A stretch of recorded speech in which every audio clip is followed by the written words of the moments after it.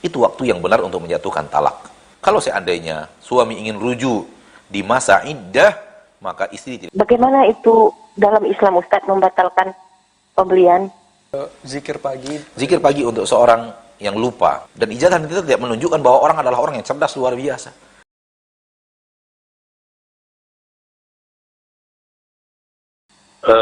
Apa hukumnya suami menjatuhkan talak tiga sekaligus? Ya. Apakah jatuh satu atau jatuh tiga, Ustaz? Baik. Batas. Assalamualaikum. Assalamualaikum. Di zaman Rasul kita tercinta Muhammad sallallahu alaihi wasallam, talak 3 dijatuhkan sekaligus, dihitung satu. Dihitung satu. Itu di zaman Rasul kita tercinta SAW hidup. Di zaman Umar radhiyallahu taala anhu wa ardhah, ketika beliau menjadi khalifah, beliau melihat terlalu banyak orang-orang yang menjatuhkan talak sekaligus 3. Sehingga kemudian beliau mengatakan dan memberikan pengumuman kepada kaum muslimin, barang siapa di antara kalian yang menjatuhkan talak langsung 3, saya perlakukan 3. Dan saya akan hitung itu talak 3. Sehingga tak ada kesempatan kalian lagi untuk kembali kepada istri kalian, sampai istri kalian itu menikah dengan orang lain, kemudian bercerai lagi dari orang tersebut. Untuk memberikan ta'zir, hukuman, ketika melihat kaum muslimin di zamannya sudah mulai banyak melakukan aksi itu. Sekali menjatuhkan talak adalah langsung 3. Maka dari kasus ini, wallahu ta'ala ala wa alam bisawab, hendaknya kita berhati-hati dalam masalah talak. Ya, dan hendaknya kita mengikuti cara talak yang benar. Cara talak yang benar adalah dipilih waktu yang benar. Dan waktu yang benar adalah istri sudah selesai daripada haid, sudah bersih daripada haid, dan ketika dia bersih dari haid itu belum pernah kita setubuhi. Itu waktu yang benar untuk menjatuhkan talak. Kemudian setelah itu lakukan masa iddah. Menghitung masa iddah dan istri di rumah. Tidak boleh keluar dari rumah semasa iddah. Kemudian talak yang dijatuhkan oleh suami adalah talak 1. 1 talak. Tidak langsung 2 atau 3 dan semacamnya. Itu talak, cara menentukan talak yang benar. Dan ketika sudah selesai masa iddah, 3 kali suci daripada haid, istri belum dijamah, belum disetubuhi, maka jatuhlah talakul bain. Talak bain. Talak bain artinya putus sudah tali pernikahan. Selama masa iddah tadi belum putus. Namun setelah masa iddah selesai, maka putuslah tali hubungan pernikahan. Sehingga wanita itu adalah wanita yang tidak lagi halal untuk kita lihat auratnya. Walaupun dia adalah ibu dari anak-anak kita. Dia bagaikan kita belum pernah menikah dengannya hukumnya. Walaupun dia pernah menjadi istri kita. Karena tali pernikahan sudah terputus, maka dia bagaikan seseorang yang belum kita nikahi sebelumnya. Maka Bapak dan Ibu yang dimuliakan Allah, begitu caranya. Kalau seandainya suami ingin rujuk di masa iddah, maka istri tidak bisa menolak. Namun kalau sudah terjadi talak bain, suami ingin rujuk, maka wanita berhak untuk mengatakan setuju atau tidak. Kalau dia setuju, terjadi rujuk. Kalau tidak setuju, maka tidak bisa rujuk. Karena harus pakai izin daripada wanita itu. Harus pakai ridho daripadanya. Dan kalau terjadi rujuk selama masa iddah, tidak perlu diperbarui akad nikah. Namun kalau terjadi rujuk setelah masa iddah selesai, terjadi talak bain, maka harus pakai akad nikah yang baru. Karena tali yang sebelumnya sudah putus. Harus pakai mahar baru, saksi baru. Wallahu ta'ala ala wa alam bisawab. Nah, syukron Ustadz atas jawabannya. Jazakallah. Kita tambahkan sedikit bahwa wallahu alam melihat kasus tadi bahwa menjatuhkan talak 3 sekaligus itu jatuh 1 talak saja. Wallahu alam. Nah, syukron Ustadz atas jawaban dan juga penjelasannya.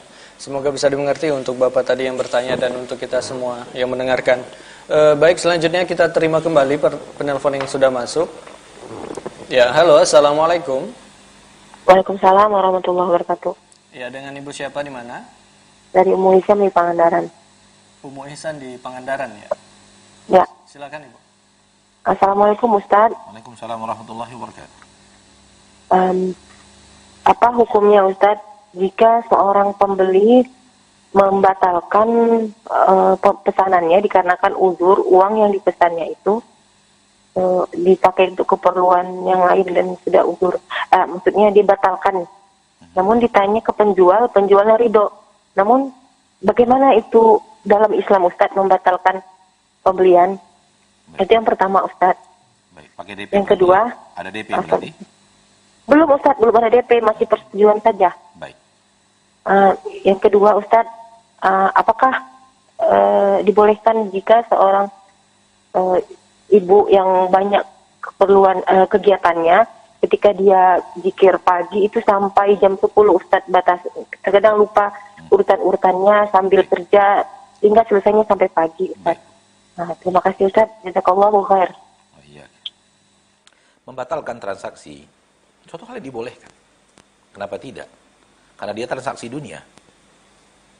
Oleh karena itu, fatwa ahli ilmu dibolehkan untuk mengambil DP, memakai urbun, DP yang wajar, dan disepakati seandainya terjadi transaksi batal sepihak, maka DP ini sekian persennya habis dengan transaksi yang disepakati dan tidak memberatkan, sehingga ada kenyamanan dan ada yang tidak dizolimi. Ya, dibuat transaksi yang jelas antara pembeli dan pedagang. Adapun kalau dipesan kemudian pedagangnya sudah beli alat-alat, sudah beli ini beli itu, tiba-tiba dibatalkan, tentu ini penzoliman terhadap satu belah pihak dan hendaknya dibicarakan dalam akad transaksi. Ya, wallahu taala dalam fatwa para ahli ilmu, DP dibolehkan setaraf yang sebatas DP yang wajar dan hangus apabila terjadi pembatalan sepihak. Wallahu taala alam. Kemudian apa tadi yang kedua? Zikir pagi. Zikir pagi untuk seorang yang lupa, boleh. Kalau memang lupa boleh. Namun jangan disengaja. Waktu zikir pagi adalah mulai selesai sholat subuh sampai sampai terbitnya matahari. Dan waktu zikir petang adalah mulai dari setelah selesai sholat asar sampai tenggelamnya matahari. Waktunya panjang, lumayan panjang, terutama di waktu asar. Namun kalau lupa, fawaqtuha hina dzakaraha. Kapan waktunya ingat, itulah waktunya. Dan bukan berarti karena wanita itu sibuk lalu kemudian diizinkan sampai jam 10, bukan.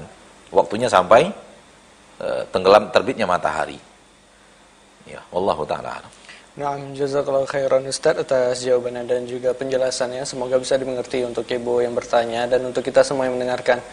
Baik, selanjutnya kita bacakan pertanyaan yang masuk melalui WhatsApp. Ini ada saudara kita bertanya, Ustaz. Assalamualaikum Ustaz. Waalaikumsalam warahmatullahi wabarakatuh. Ustaz, saya mau bertanya, bagaimana caranya untuk menasihati dan juga memotivasi saudara kita yang depresi karena gagal kuliahnya, Ustaz? Syukron, jazakallahu khairan. Adakah kemampuan kita selain berbicara? Tak ada kemampuan kita selain berbicara. Maka pilih bahasa-bahasa yang baik. Pilih cara untuk memberikan semangat yang baik. Berbicara saja. Soal apakah kemudian pembicaraan kita itu melekat di hatinya, mengurangi beban depresinya atau tidak, itu bukan lagi tugas kita. Dan tugas kita adalah berbicara, menghibur. Lakukan segala kemampuan kita untuk menghibur. Dan berbicara tentang takdir adalah bagian daripada apa yang tadi kita bicarakan. Orang yang depresi karena tidak kurangnya imannya dan tipisnya imannya tentang takdir sehingga depresi.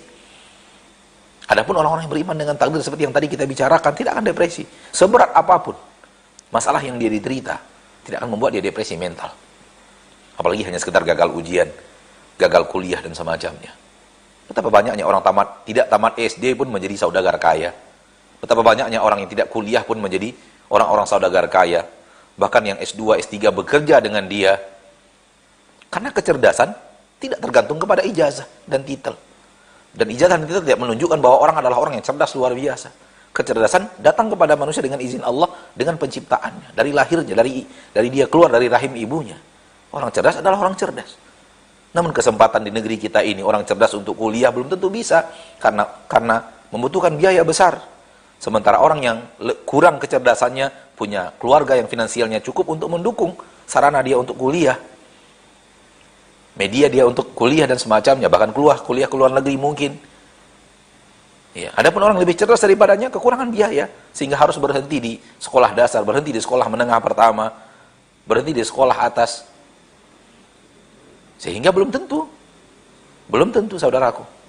Dan kita melihat orang-orang yang hanya tamat sekolah menengah atas memimpin orang-orang yang S2 dan S3 dalam sebuah perusahaan, bahkan dia ownernya, dan mereka bekerja pada saudaranya yang tidak tamat kuliah sama sekali, bahkan tidak kuliah sama sekali.